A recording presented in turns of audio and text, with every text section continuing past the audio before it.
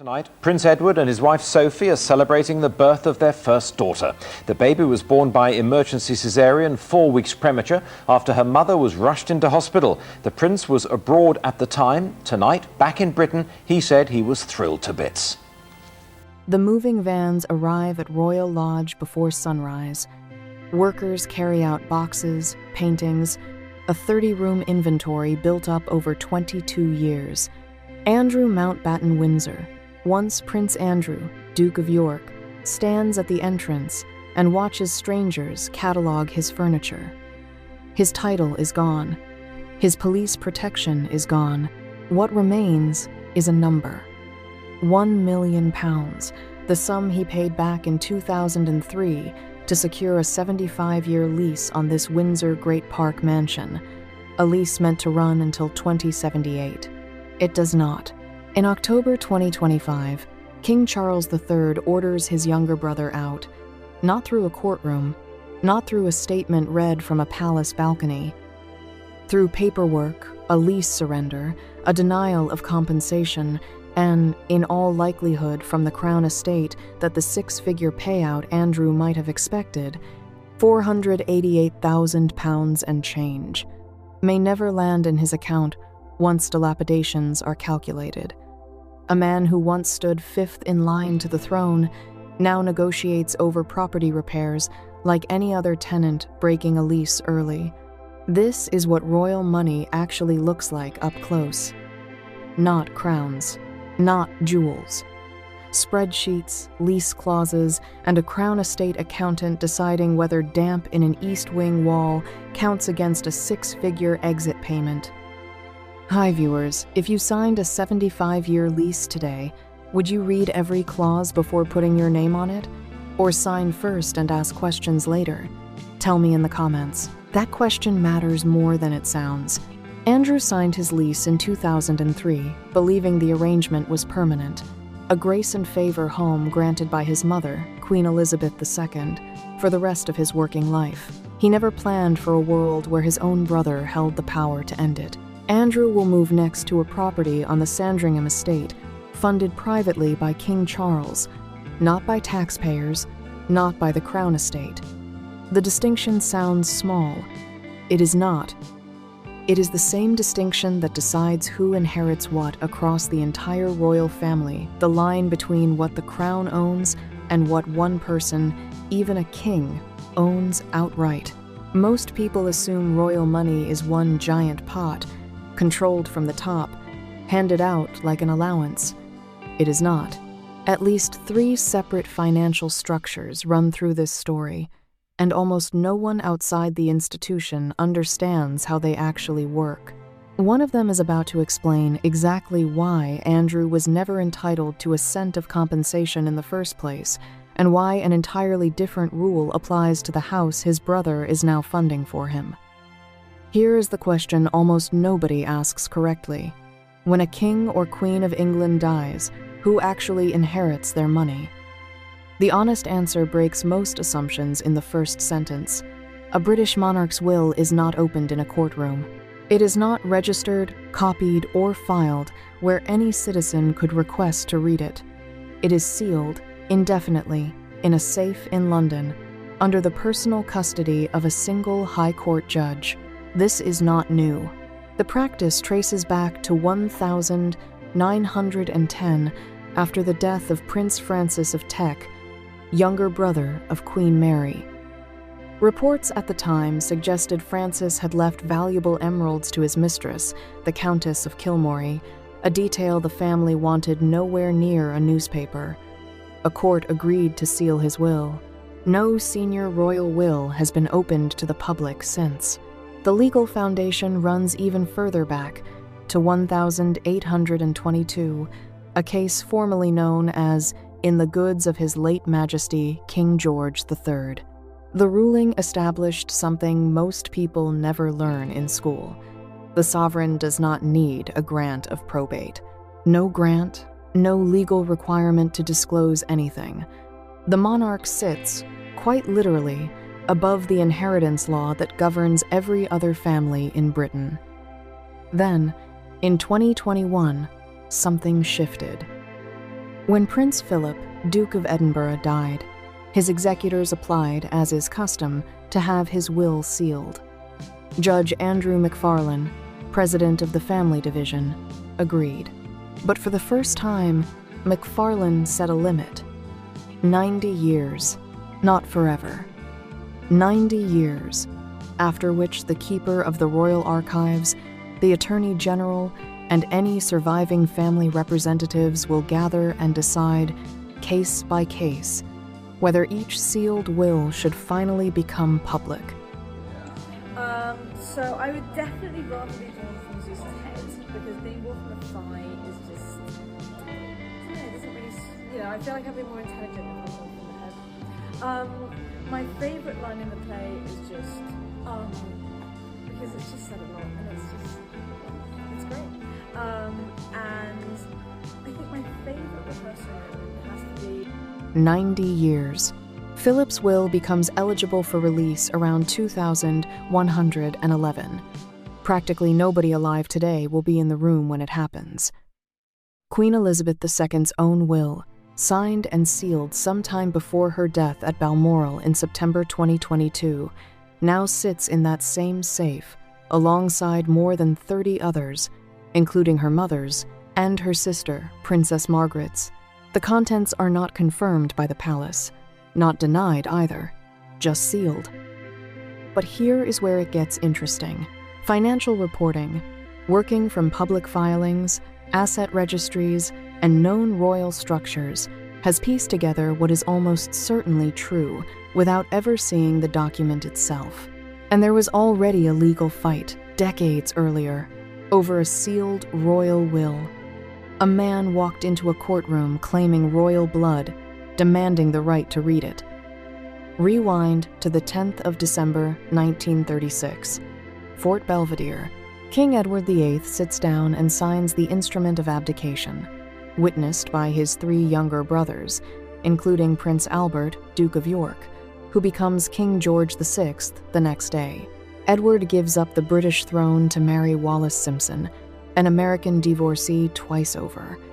The world remembers the romance. Almost nobody remembers what happened to the money. George VI needs his brother gone, but not penniless and resentful. The 2 men strike a private deal. Edward, now titled Duke of Windsor, receives £25,000 a year for life, paid quietly, with one hard condition attached: he is not to set foot on British soil again without direct government permission. Edward complains the deal is unfair. He claims poverty, insisting he never received a share of his father's £3 million fortune. Investigators later find the opposite. Edward had deliberately minimized his reported assets to negotiate a better settlement, while quietly holding more than £1 million in savings, money drawn from his years of income as Duke of Cornwall, income that, by most reasonable accounting, should have reverted to the crown. Then comes the twist royal historians still argue about. Sandringham House and Balmoral Castle were never part of the official crown estate. They were private property, owned personally by whichever monarch held them, which meant they belonged to Edward outright, abdication or not. George VI could not simply take them back. He had to buy them from his own disgraced brother for what one royal aide at the time called a colossal sum, a king paying his brother a fortune to reclaim the family's own holiday homes. Edward and Wallis settle into exile in Paris. The French government grants them a villa near the Bois de Boulogne for almost no rent. Decades pass. By the early 1970s, Edward, dying, asks his niece, Queen Elizabeth II, for one final favor: continued support for Wallis after he is gone. The Queen agrees, granting Wallis a voluntary allowance of £5,000 a year, starting the moment Edward dies in 1972. Money moving sideways through a family, quietly, decade after decade, with almost no public paper trail. That pattern does not start with Edward, and it does not end with him either. It runs straight through to a structure still operating right now. Enough to go to Scotland for half term. And I don't know if you remember the photograph that I took. Yeah. It was, I was pregnant with Louise at the time. And we went up there during half term. One most people have heard of by name and understood by almost nobody. 3 separate pots of royal money exist today, and only one of them ever touches the public purse. Picture 3 locked boxes sitting side by side. Each one funds the royal family. Each one runs by completely different rules. Almost every royal money story in modern Britain traces back to confusing one box for another. Box 1, the Crown Estate, a portfolio of land and property valued at roughly £15.5 billion, including chunks of Regent Street in London and most of the seabed around the United Kingdom, now worth a fortune thanks to offshore wind leases. Here is the part that surprises people most. The king does not own this. He cannot sell it, cannot personally collect its profits, cannot pass it down as inheritance. Every surplus pound goes straight to the treasury, not to Buckingham Palace. In exchange, the government hands back a portion, called the sovereign grant, to fund official royal duties, travel, staff, the upkeep of palaces used for state business. That percentage has shifted over the years. 15% originally, raised to 25% in 2017 to help cover a long overdue renovation of Buckingham Palace, then cut back to 12% in 2024. For the 2025 to 2026 financial year, that works out to £132.1 million. Public money, publicly accounted for, spent on the institution, not on any individual's personal fortune. Box 2, the Duchy of Lancaster, created in 1337. 18,000 hectares of land, mostly across northern England, owned personally by whoever sits on the throne. This is private. King Charles received a net surplus of £24.4 million from it in the 2024 to 2025 financial year. And what he does with that money is nobody's legal business but his own. No parliamentary oversight on spending. Only voluntary income tax, paid since 1993 by personal choice, not legal requirement. Box 3, the Duchy of Cornwall. Same structure, different beneficiary.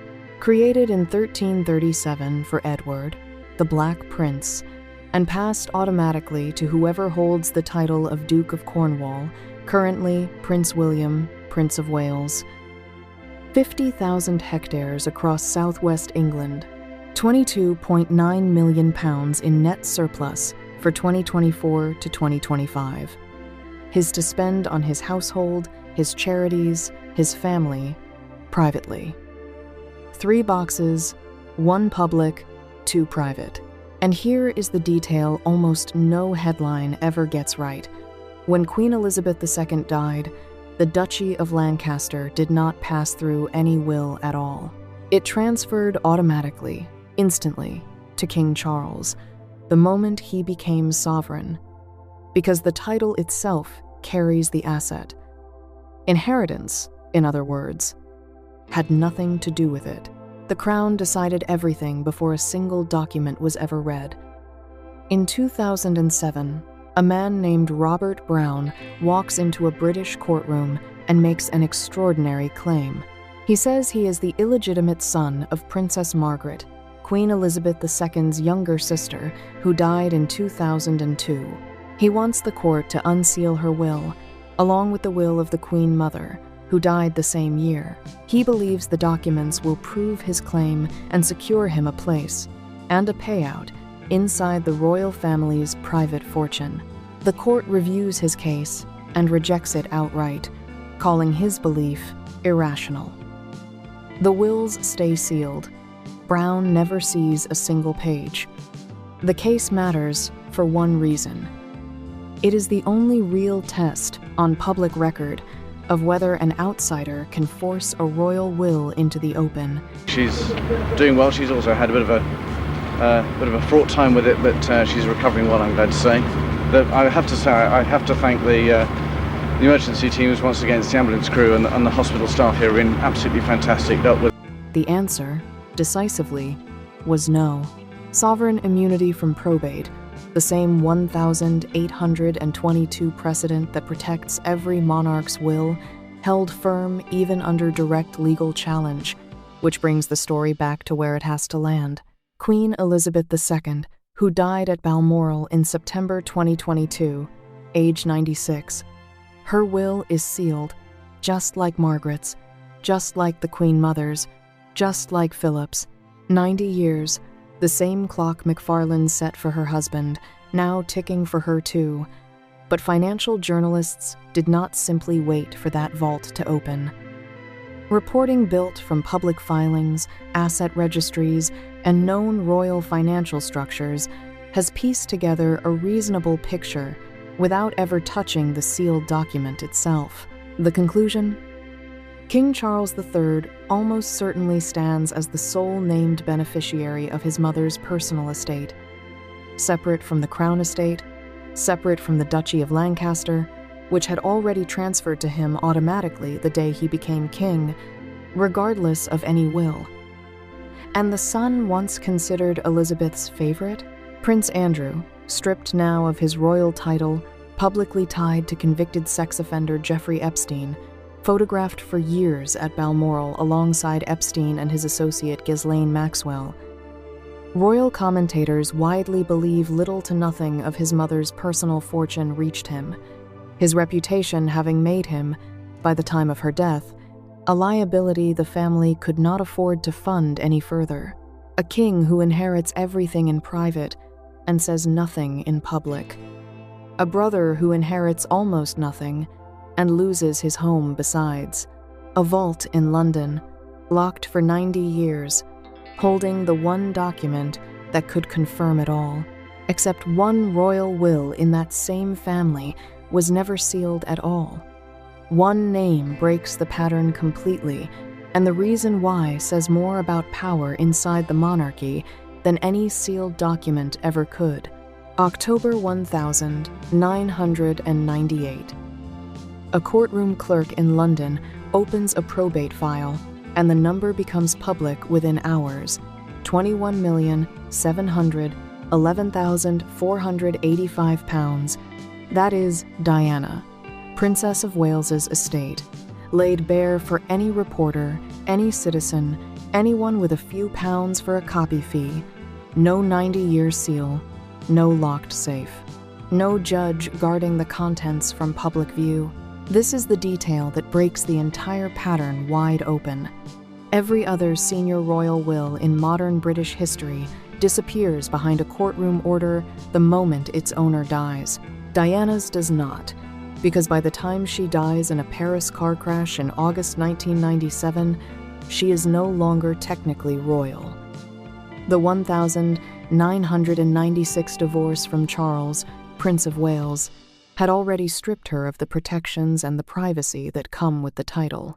Her will, signed in 1993 and amended by a codicil in 1996, names her sons, William and Harry, as the primary beneficiaries, with full access promised at age 25. Her mother and sister, named as executors, have a different plan. They petition the probate court for what is called a variance, a legal request to change the terms after death. The court grants it. The distribution age moves from 25 to 30. Diana had also written something called a letter of wishes, a private note asking that 3/4 of her personal belongings go to her sons, the rest split among her 17 godchildren. The letter never carries legal weight because it lacks specific binding language required under British law. The executors choose not to follow it. Each godchild receives a single item instead of a meaningful share, and years pass before most of them ever learn the letter existed at all. William reaches full control of his share in 2012. Harry reaches his in 2014. By then, after taxes, interest, and 5 extra years of growth, each inheritance lands at roughly £10 million. And one more detail nobody mentions enough. Althorpe, the Spencer family's ancestral estate in Northamptonshire, where Diana grew up and where she is buried on a small island in an ornamental lake, will never belong to William or Harry. Not 1 square foot. Under centuries-old male primogeniture rules, Althorpe passes instead to Diana's brother, Charles Spencer.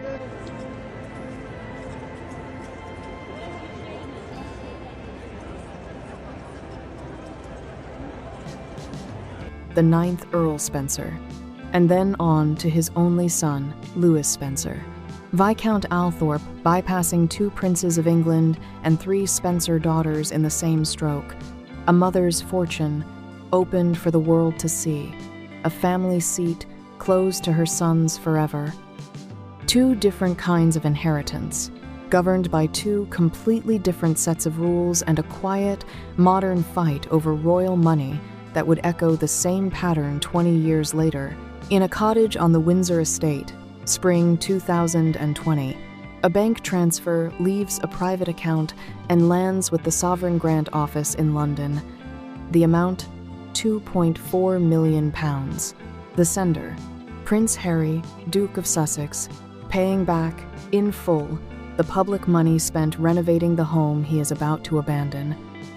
Frogmore Cottage had been pretty dilapidated, according to royal biographer Ingrid Seward, before taxpayer funds rebuilt its heating, electrical, gas, and water systems and reshaped it into a family home for Harry, Meghan, and their newborn son, Archie.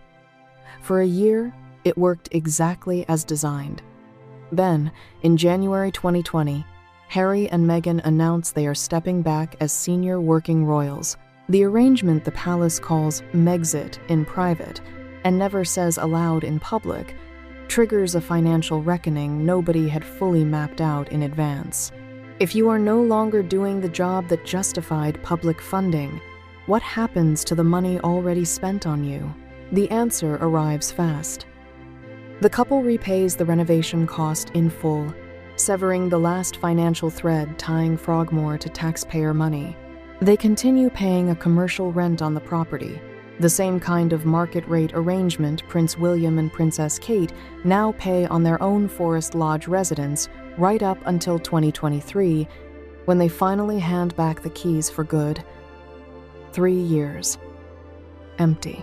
A cottage rebuilt with public money, repaid by private money, then abandoned entirely.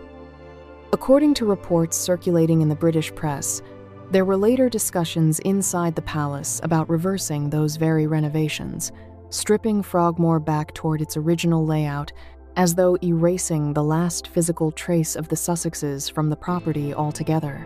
Royal commentators differ on what that signals. Some call it simple property management, a vacant home finally being repurposed. Others see something more pointed, a quiet, institutional decision that the Sussex chapter of the family is closed for good. What is not in dispute is the mechanism itself. Stepping outside the working structure of the monarchy does not just cost a couple their title's public function. It triggers an immediate, calculated, very specific reversal of money. Money that flows backward, out of a private account, the moment royal duty stops. That single transfer, £2.4 million, tells you something the title changes never could. In this family, walking away from duty comes with an invoice attached, and that invoice traces back to a rule the family adopted decades earlier, after a fire nearly burned one of their own castles to the ground. The 20th of November, 1992, 11:15 in the morning. A spotlight inside Queen Elizabeth II's private chapel at Windsor Castle presses too close to a curtain, and within minutes, flame is climbing toward the rafters. It will take 220 firefighters and 15 hours to bring it under control. Prince Andrew, staying at the castle that day, joins staff and soldiers in a human chain, passing paintings and antiques hand to hand out of the smoke. By nightfall, more than 100 rooms are damaged. The repair estimate reaches £60 million. Then comes the second fire, a political one. Prime Minister John Major suggests the British taxpayer should cover the bill. The public reaction is immediate and furious. One Labour MP, Dennis Skinner, tells Parliament that 90% of the country opposes paying a single pound toward it, insisting the Queen herself should foot the cost instead. The criticism lands during what Elizabeth II will later call, in a hoarse, emotional speech at the Guildhall, her Annus Horribilis, a year that had already seen 3 of her children's marriages collapse in public view. The palace moves fast to contain the damage, financial and otherwise. Buckingham Palace opens its doors to paying visitors for the very first time in its history, £8 a ticket, with the proceeds covering 70% of the restoration cost. The Queen personally contributes £2 million of her own money, and then comes the decision nobody expected. Starting in 1993, for the first time since the 1930s, the reigning monarch agrees to voluntarily pay income tax. Voluntarily is the operative word. No statute compels it. No court could enforce it. The Crown remains, to this day, legally exempt from income tax, capital gains tax, and inheritance tax. What changed in 1993 was not the law. It was the optics, a memorandum of understanding between the Treasury and the royal household, a quiet agreement that the family would behave, financially, as though the exemption barely existed, even though it absolutely still does. That single decision, born out of a burning chapel and a furious public, still governs how Charles III pays his own taxes today, voluntarily, on income from the Duchy of Lancaster. It is the same voluntary framework that let him inherit his mother's crown title, her private estate, and the entire machinery of the monarchy itself without paying a cent in inheritance tax, because property passing from one sovereign directly to the next has always carried a built-in exemption, fire or no fire. A castle burns, a queen pays.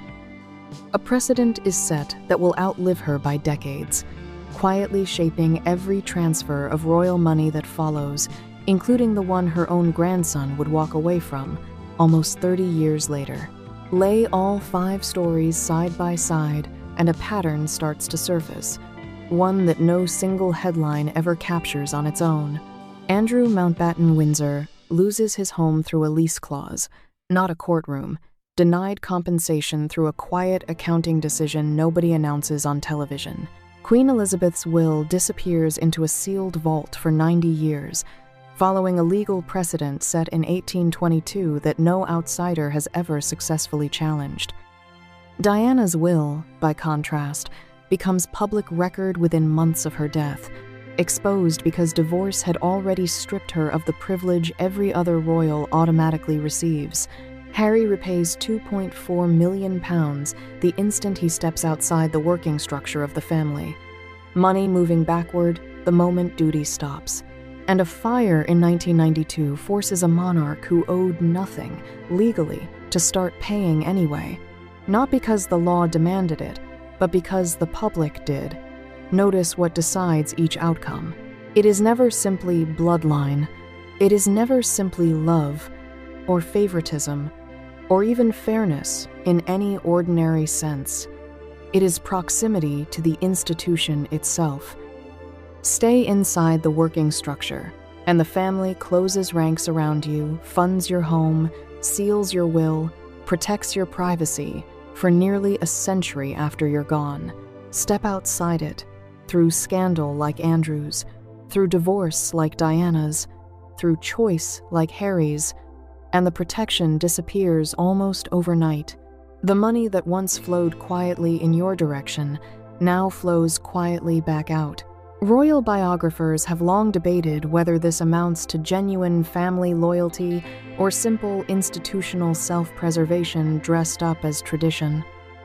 From a public relations standpoint, The pattern certainly looks less like inheritance in the way most people understand the word, and more like a employment contract with a crown stitched onto the letterhead. Perform the role, and the benefits continue. Stop performing it for any reason at all, and they vanish, regardless of what your last name happens to be. The structures look ancient duchies from 1337, sealing rules from 1910, sovereign immunity dating to 1822. But the logic underneath them is strikingly current. It is the logic of any institution protecting its own image and its own balance sheet, just wrapped in 700 years of ceremony and a great deal of velvet.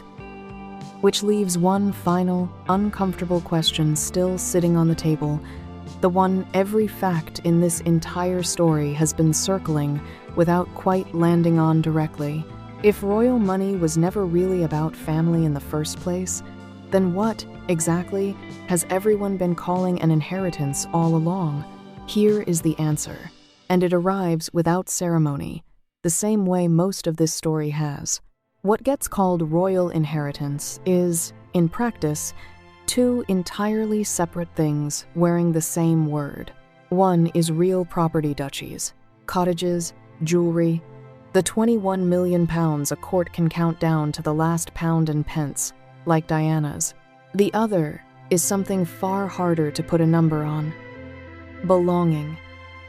Proximity, a name still welcome inside the institution, or a name quietly pushed to its edge. Andrew kept his royal blood. He lost the second kind of inheritance entirely, the moment his name became attached to Jeffrey Epstein, and no lease clause or legal argument has bought it back. Harry kept his title, his money, his place in the family tree. He chose to walk away from the second kind himself, and the math followed him out the door within weeks. Diana lost royal status through divorce, and gained, in exchange, something none of the others have. A public record anyone can still read today, more than a quarter century later. Every figure in this story, the 1 million pounds Andrew paid for a lease he just lost, the 25,000 a year that bought Edward VIII's silence in 1936, the 2.4 million Harry wired back to settle his account, the 12% of Crown Estate profits that funds a king's official life, sits on top of the same quiet engine, an institution built centuries before income tax, before probate court, before cameras, still deciding, case by case, who gets protected and who gets exposed. That is the real forensic picture beneath the crowns and the headlines, not scandal for its own sake. A machine, still running, making calculated decisions about money and image every single year, mostly out of public view, occasionally forced into the light by a fire, a divorce, a journalist, or a court. If this kind of story pulls you in the real numbers, the real legal history, the real decisions behind the palace walls, there is more of it waiting. Subscribe to the channel and turn on notifications so you never miss the next one the moment it lands. And if any part of this changed how you think about what royal inheritance actually means, say so in the comments. Stories like this travel furthest when the people watching them pass them on to someone else who needs to hear it too. The crown changes hands every generation. The questions underneath it almost never do.